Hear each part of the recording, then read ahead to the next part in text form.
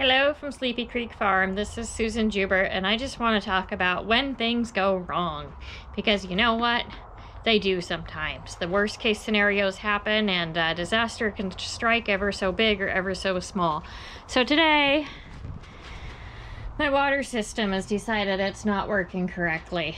And you see all this stuff. We got these filters here. Sorry, it's a barn. We got all these complicated pipes, we got this pressure reducing system, and we got water that runs everywhere.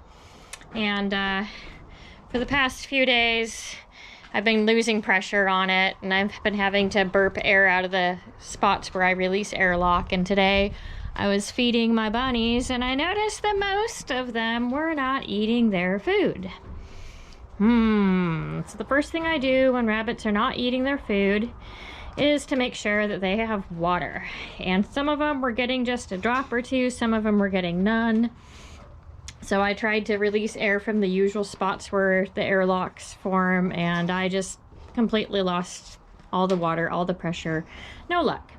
If my husband were here, he'd probably just walk through the barn and everything would be fine. But I don't always lose it on every single part of the system. So I'm like, there's something wrong where that intake area is, that I'm losing pressure everywhere throughout the whole system. It's not just one airlock that's formed on one circuit. So talking about things going wrong is, if you notice, I have this eclectic mix of crocks and containers that hold water, all different sizes. And see how thirsty everybody is? They are just going for the water because they're thirsty little boogers. So I dug into my orange tote of Crocs and things. These ones were actually heading in to get washed. Ta-da! It is almost empty, but there's still extras. I always want to make sure that if our systems go down, if our well goes down, worst case scenario, that every single one of my 200 something holes in the rabbitry has access to water. So that's why I've collected all these Crocs over the years. So here's my girls in the doe barn. I've been using the bigger Crocs for the ones that have pregnant or nursing does, smaller ones for the bucks.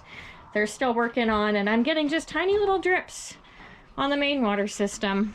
So it's just got a little plug up in it somewhere. My husband's been very busy with his honeybees this time of year, splitting hives, and he's out pouring concrete for somebody else's farm today. And so it goes. We just have to make do. And like I say, as soon as he gets home, he'll walk through the door and everything will be fine. That's just how it works. So I get these bigger Crocs at the Goodwill. I like top fill bottles.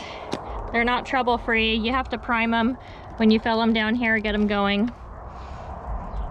But most of what I use are Crocs. Multiples for multiple rabbits. These guys were thirsty. I like these big water bottles, but they're hard to find now. So everybody's got sufficient water for the time being. They're all happy. Just make sure that everybody, especially these babies and grow outs, I tell you, one day, even 12 hours without water, they're still working on their pressurized system there, trying to get water out of it, but there's not much coming. One day without water, they can go into bloat. Their little tummies stop working, they blow up, then they're gone. I love these great big ceramic dog dishes. Big, flat, heavy bottoms so they don't tip. So that's just life on the farm. Things go wrong, have a backup plan. You know, water system stops working, we've got Crocs. We run out of rabbit feed, we've always got bales of hay.